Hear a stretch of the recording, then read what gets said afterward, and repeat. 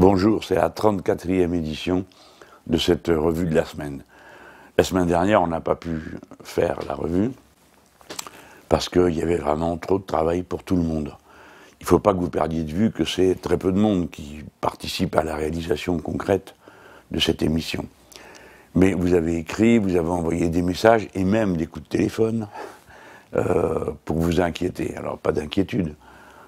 Tout le monde va à peu près bien, quoique tout le monde soit totalement épuisé.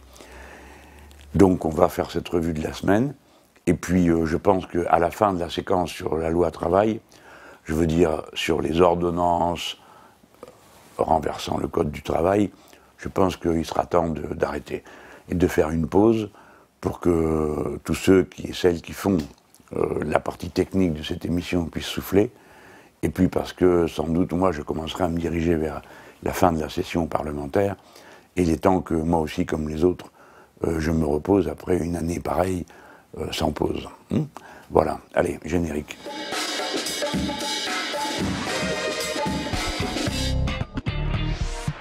Bon, d'abord, je dois vous dire une nouvelle un peu marrante. On a obtenu le prix de l'innovation digitale. C'est un groupe d'entreprises qui forme un jury et qui l'attribue à ceux qui, dans l'année, ont fait la chose la plus nouvelle ou la plus bouleversante en utilisant les techniques de la digitalisation. Alors c'est nous qui avons gagné, évidemment, avec l'hologramme.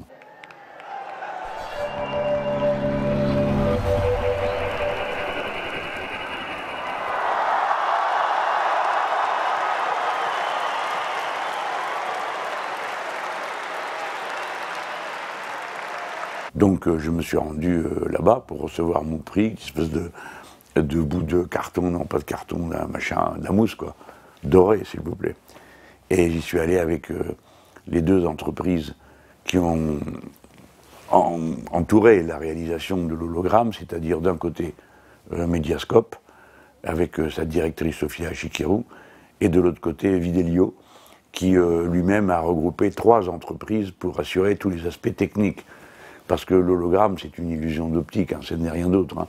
Je ne suis pas téléporté et je ne suis pas en 4D là-bas. Mais il y a plusieurs entreprises qui y contribuent, depuis celle qui fait la gravure, celle qui projette, enfin, c'est très technique, la mise en place de cette illusion d'optique. Et les connaisseurs savent que c'était déjà costaud de faire Lyon-Paris, mais alors faire 6 villes en même temps, dont l'île de la Réunion, qui est par là-bas dans l'océan Indien, c'était quelque chose qui techniquement était très fort. Vous savez que pour ce qui est de l'hologramme à La Réunion, il y a quand même 3500 personnes pour regarder ça, et pour suivre le meeting, mais le câble s'était coupé devant l'Égypte. Ça paraît fou, on fait un meeting et puis ça dépend d'un câble qui se coupe devant l'Égypte. Donc Orange a rétabli des liaisons, enfin ça a été vraiment très très très tendu, donc on était très fiers d'aller prendre ce prix, parce que c'est un prix qui va à la fois à l'idée, il fallait avoir l'idée de l'hologramme en politique, et c'est un prix qui va aussi à la réalisation technique et aux équipes qui étaient là. Bon, je vous le raconte, pour que vous sachiez que quand même, souvent on est les meilleurs. Bon, je vous parle à nouveau de la paix et la guerre. Vous savez que la France insoumise... Et tous mes amis, ceux qui participent à notre mouvance, nous sommes très attachés à la question de la paix et à faire attention. Parce que la paix, c'est pas naturel. La logique des relations entre les États, c'est les contradictions d'intérêts.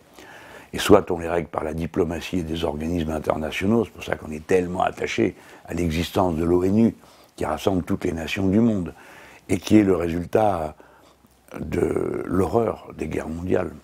C'est parti de la SDN après la Première Guerre mondiale, et puis ensuite ça a été l'Organisation des Nations Unies.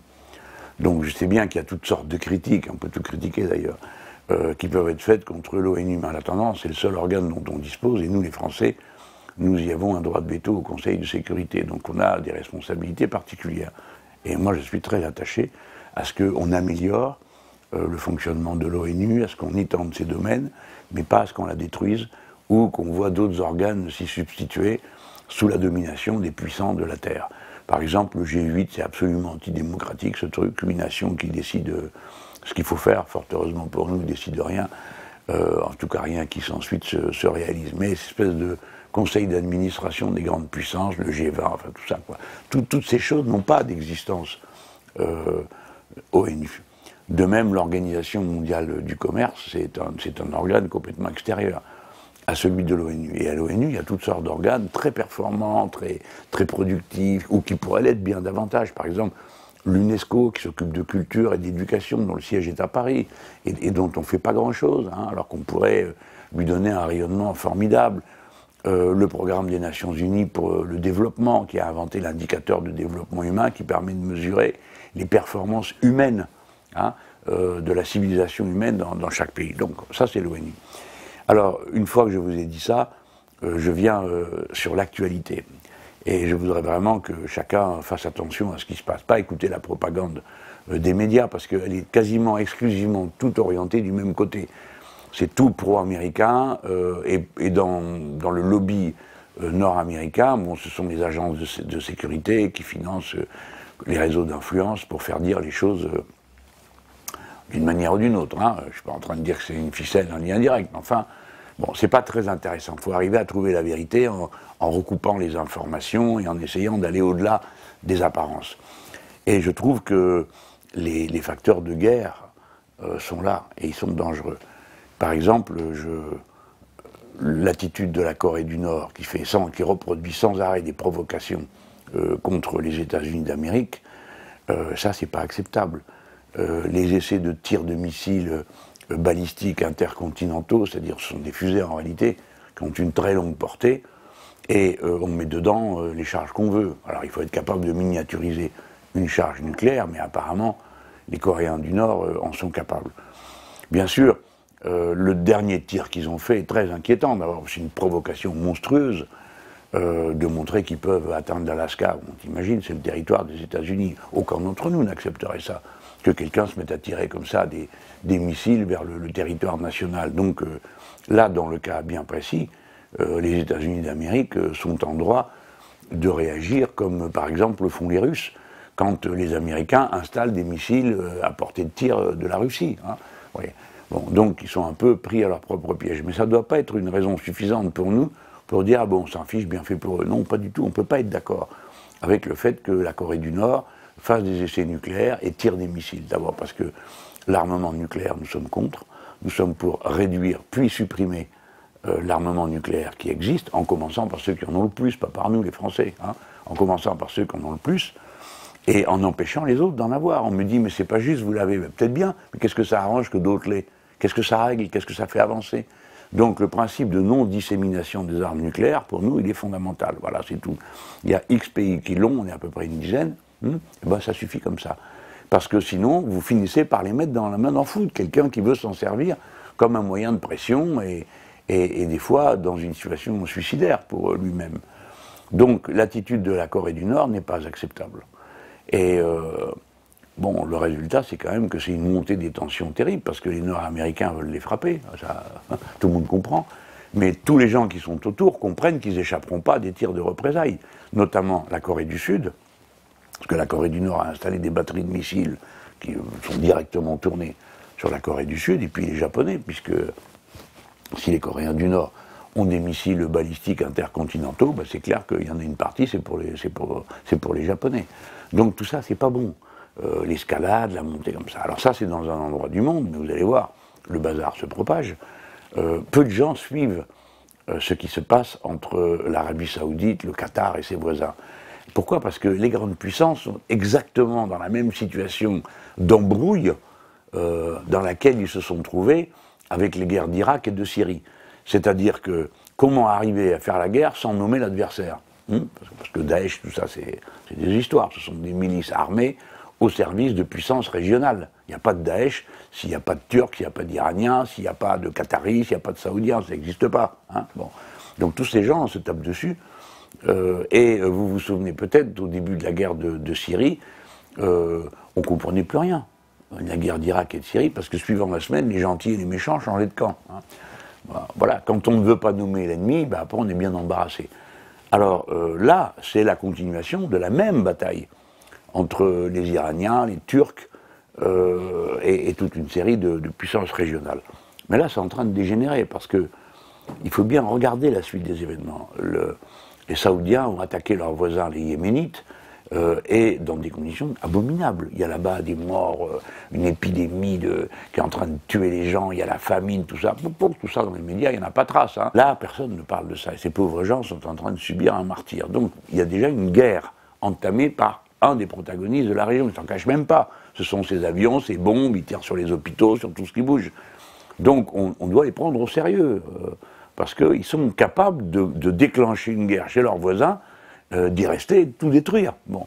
Donc les Saoudiens se sont tournés contre les Qataris. Alors bon, nous on a quelques raisons de ne pas aimer beaucoup la politique du Qatar, mais il faut se rendre compte que les demandes des Saoudiens et de leurs alliés sont tellement élevées que leurs voisins qataris ne peuvent pas dire oui, c'est tout simplement pas possible.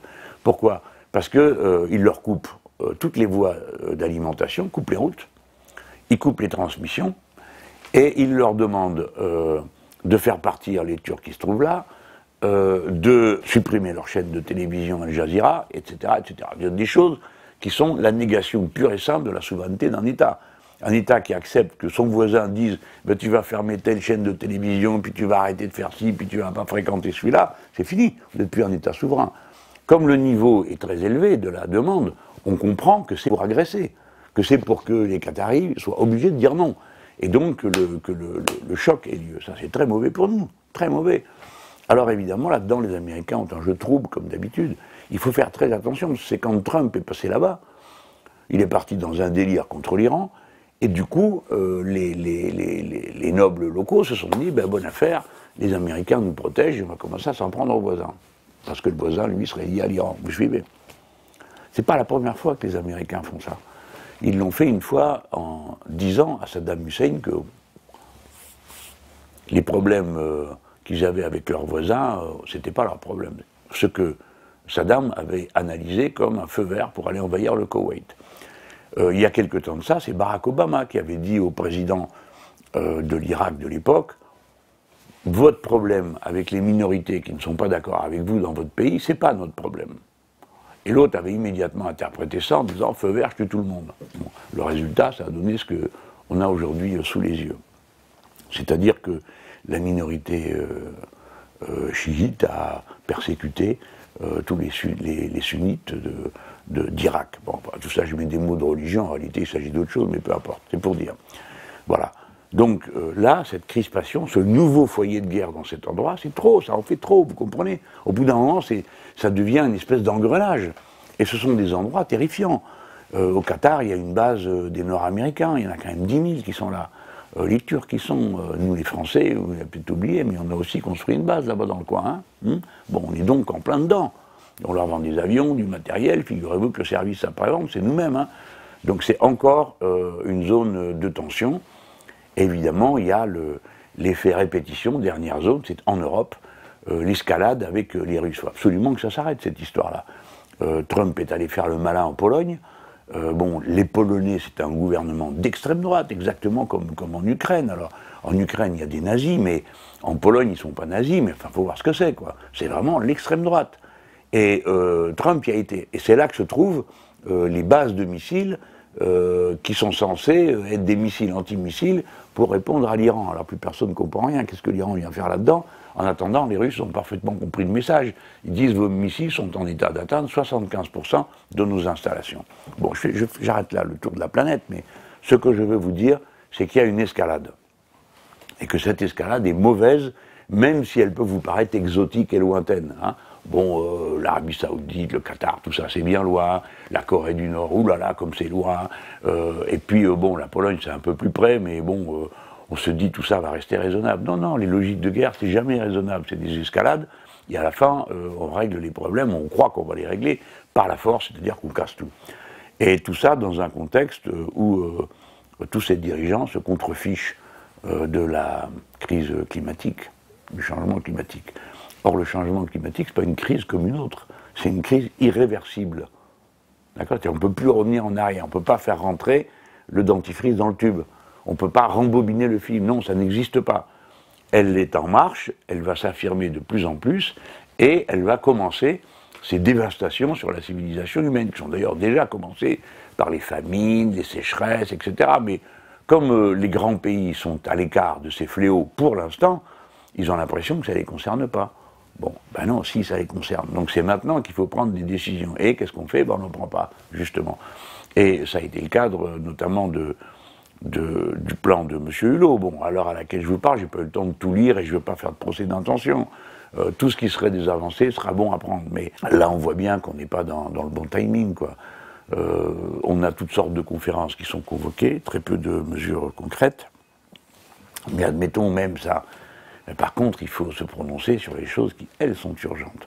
C'est dans ce quinquennat qu'il y a 19 réacteurs nucléaires qui arrivent en bout de course. Vous me dites quel rapport ça a avec le changement climatique? Ben, le rapport que ça a, c'est qu'il faut passer à d'autres énergies, à du 100% renouvelable. Ça se discute de loin. Et si vous avez du 100% renouvelable, vous passez du nucléaire, qui est dangereux, et vous passez aussi des énergies carbonées, c'est-à-dire le pétrole et le reste. D'accord? Tout ça se tient.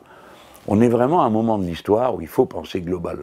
Si on ne pense pas global, premièrement, on ne comprend rien à ce qui se passe, et deuxièmement, on est incapable de prendre des décisions qui sont nécessaires. Et là, hélas, bon, on a un nouveau gouvernement qui est dans la ligne néolibérale, faire des affaires, produire n'importe quoi, n'importe comment, du moment que ça coûte pas cher, tondre les gens et accumuler du capital. Bon, ça va être sur cette remarque que je vais finir. Figurez-vous qu'en Europe, tout va bien. Non, mais il y a des gens qui s'affolent pour rien, d'accord, il y a des millions de pauvres, d'accord, les industries sont dévastées partout, d'accord, la Grèce va être détruite, mais regardez, il y a de plus en plus de millionnaires, et les hyper-milliardaires aussi. Et nous autres, les Français, on est 3e au classement pour les hyper-milliardaires. C'est bien, non, quand même, ça vous réjouit, non, de savoir ça? Voilà. C'est-à-dire que ce monde est devenu une caricature de l'absurde, tandis que et évidemment, ça a un rapport, se déroule, se construit une misère folle, on met en avant, on dit, ah ouais, il y en a quand même qui réussissent, alors il faudrait que vous fassiez tous pareil. Mais bien sûr, c'est justement pas possible. Pour que tout le monde réussisse à avoir une vie digne, je ne dis pas une vie de milliardaire, c'est pas une vie digne à mes yeux, mais une vie digne, ben précisément, il ne faut pas qu'il y ait tant de milliardaires, et s'il n'y en a pas du tout, personne ne s'en rendra compte, hein. Parce que vous, qui en êtes ou qui n'y êtes pas, ça ne vous change rien dans votre vie. Si ça vous change quelque chose, ça vous la pourrit. Parce que pour qu'il soit milliardaire, il faut que vous ayez toutes sortes d'embêtements tous les jours, parce que vous manquez de tout. Bon, ces choses-là, il faut les répéter, tant pis, des fois on prend quelques coups au passage. Hier, j'ai lu un papier que j'ai trouvé vraiment dans cette tradition la plus méprisable du soi-disant contrôle médiatique. Vous savez, il m'avait fait le coup une fois, j'avais dit, il y a 31 000 enfants sans toit. Il dit, non, non, il n'y en a que 30 000, et en plus, on les loge le plus souvent à l'hôtel. Tout va bien, non? Est-ce que tout ne va pas bien? S'il n'y en a pas 31 000, mais qu'il y en a 30 000. Donc c'est vraiment, vous sentez que c'est le truc mesquin pour vider la pointe d'une argumentation qui frappe l'esprit quand vous entendez 31 000 gosses qui n'ont pas de toit, là. Mais vous avez un de ces qui passe derrière. Alors non, c'est exagéré. Alors vous dites, ah ouais, quand même, ça me semblait beaucoup. Et vous apercevez pas qu'ils vous ont roulé, il y en a 1000 de moins, disent-ils, c'est même pas vrai. Bon, là c'est pareil. J'ai dit, il y a 565 personnes qui meurent sur leur poste de travail. Tac, faites checking. Le chiffre est exagéré. C'est 545. Ah, il y en a 20 de moins. Tout va bien, non? Est-ce que tout va pas bien? 545 personnes meurent sur le poste de travail, pas 565. Monsieur Mélenchon, allons, vous exagérez. Eh bien, les 545 familles qui ont perdu quelqu'un au travail peuvent dire merci à ce média, hein, pour sa sensibilité humaine, pour sa compréhension du problème. Bon, autrement dit, taper Mélenchon, ça devrait avoir une limite, la limite de la décence, du respect pour les autres, pour les morts, pour la vie des gens. Hein, voilà. Avec eux, il n'y a pas de limite. Voilà comment ce système va à la folie. Hein, je ne le dis pas pour moi, je m'en fous de ce qu'ils disent de moi. Je regarde ça, des fois je m'amuse, mais c'est surtout le débat public qui est pourri par des méthodes pareilles. On ne peut plus parler de rien. Parce qu'ils vous chopent un mot, ils vous le transforment en buzz. Leur but n'est plus de rendre compte, c'est de créer une actualité. Donc ils la fabriquent, de toutes pièces, en prenant des mots, en révélant, en soulignant, en éclairant. Et voilà pourquoi nous avons vécu une campagne présidentielle misérable, où il a été à peu près impossible de parler de quoi que ce soit. Rappelez-vous que les ordonnances sur le travail, on a essayé d'en parler. On n'arrivait à rien. On n'a pas pu en parler. Maintenant, Macron, il dit, ah, mais moi j'avais dit dans la campagne. Et nous, quand on y répondait, rien. Mes propos, est-ce qu'il y avait un mot qui dépassait? Ça, oui. Et puis les costards de Fillon, formidable, hein. Dans les médias, les costards de Fillon. Avec cette espèce d'approche un peu fascisante, anti-parlementaire, anti-politique, contre tout le monde, jamais contre eux-mêmes, jamais le moindre esprit critique. Bon. Et donc le pays a roulé à cette situation, vous êtes arrivé à 57% d'abstention à l'élection. À l'élection présidentielle, je vous rappelle à tous qu'il y avait quand même déjà un haut niveau d'abstention. Hein. Et donc ce pays est une poudrière. Et c'est le moment que choisit Macron pour passer en force partout, sur tous les sujets. Alors, l'état d'urgence, les ordonnances contre le code du travail. Bon, peut-être que vous le savez tout ça, mais c'est mon devoir de vous le rappeler, essayer de le mettre en perspective pour montrer qu'au total, ça nous fait un monde très instable. Mais il ne faut pas non plus commencer à pleurer et baisser les bras. Parce que, comme ce monde arrive à sa limite, c'est à nous, c'est à vous de vous préparer à prendre en charge le suivant. C'est pour ça que j'ai dit dans mon discours à l'Assemblée nationale, nous ne sommes pas seulement une opposition. Nous ne voulons pas être seulement votre opposition. Nous nous présentons comme l'alternative au monde que vous représentez. Au gouvernement, parce qu'il y en a d'autres d'opposition. Enfin, ils ne s'opposent pas trop, hein. C'est les opposants qui s'abstiennent. Mais bon, peu importe, il y en a d'autres. Mais c'est surtout que nous sommes l'alternative. Nous, on n'est pas candidat au pouvoir pour les remplacer. On est candidat au pouvoir pour remplacer tout le système. Sa folie, sa manière de fonctionner complètement dingue, qui écarte la population du bien-être, massacre la nature, enfin, bon, tout ça. Voilà. Alors, maintenant, il faut être constant dans son engagement. Il ne faut pas une semaine oui, une semaine non. Je sais bien que c'est les vacances, hein, mais quand même, il se passe des choses. Donc, il faut faire quelque chose quand on est un citoyen, une citoyenne. Bon, le Code du travail, c'est des centaines de pages qui sont des luttes sociales, des compromis sociaux. C'est ça que c'est, hein, c'est pas autre chose. Hein. Donc, quoi qu'il arrive, il faut le défendre, la baïonnette au canon. Hein. Et donc, on a fait un premier rassemblement, le jour où le pharaon faisait le discours au congrès de Versailles. Les uns à Versailles, les autres place de la République, chacun dans son monde.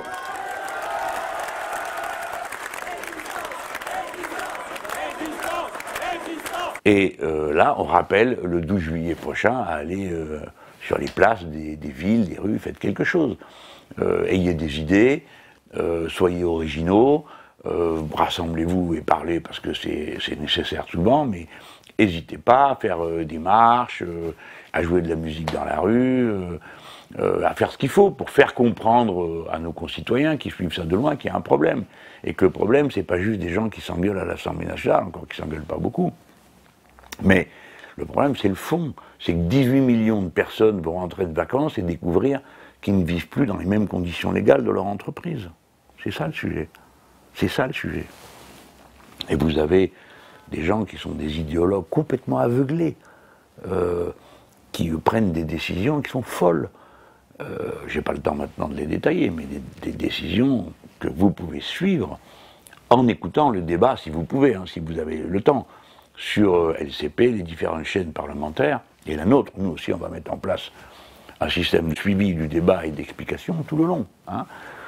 On va sans doute mettre ça sur notre chaîne YouTube, je crois. Enfin, on va voir comment tout ça se règle. Mais rappelez-vous, le 12, il faut être dans la rue parce que c'est le jour où on vote, hein, le 12 juillet, paraît-il. Donc il faut être dans la rue, il faut faire quelque chose, il faut en parler. Puis on recommencera en septembre. Hein. Mais là, il y a avec nous pour proposer ça, bah, bienvenue à tous ceux hein, qui veulent venir. Qu'on n'aille pas dire, ah bah, c'est la France insoumise toute seule. Bah oui, mais on n'a pas le temps, là. On n'a pas le temps d'organiser des grandes rencontres, des communiqués à 52 000 organisations, tout ça. Bah, bien qui veut, fait. On ne va pas mettre, nous, notre étiquette partout, c'est pas notre sujet. Notre sujet, c'est que tout le monde comprenne, s'intéresse, suive, lise. Alors, les syndicats ont déjà commencé du travail, en tout cas. Je sais qu'il y a du matériel de la CGT, j'en ai vu l'autre jour parce qu'on m'en a donné sur le sujet. Et puis les amis, nous, cet été 12 juillet, on est dans la rue et on fait les caravanes dans les quartiers populaires parce que c'est quand même eux qui vont en prendre le plus par la tête. C'est compliqué à expliquer le code du travail. Hein. Donc je demande à mes amis, partout, c'est ça votre tâche cet été. Vous devez refaire comme l'été dernier des caravanes qui vont dans les cités populaires. Vous revenez avec le démonstrateur de droit pour montrer à quoi les gens ont droit, parce que souvent ils ne jouissent pas de leurs droits sociaux, ils ne savent même pas qu'ils existent ces droits, d'accord? Donc on continue à faire ce travail, et on fait le travail d'explication patiente, méthodique, sur ce que sont ces ordonnances Code du travail. Parce qu'à la rentrée, la bagarre reprend. Le gouvernement a prévu le texte définitif pour le 21 septembre. Donc qu'est-ce qu'on fait? On peut rester deux pieds dans le même soulier, et puis voilà, protester entre nous et tourner en rond dans un coin à Paris. Ça ne peut pas être ça. Hein. Faut que tout le monde s'y mette. Voilà. Tout le monde. Tout le monde, tout le monde. À commencer par vous. Vous là qui êtes en train de me regarder. D'accord? Bon, ben sinon, à bientôt. Hein. Un petit pouce bleu pour montrer que ça vous intéresse et que ça aide cette vidéo à se diffuser. Et puis abonnez-vous si vous aviez oublié de le faire, parce qu'à nous, ça nous fait plaisir et ça nous encourage à continuer. Voilà, à bientôt.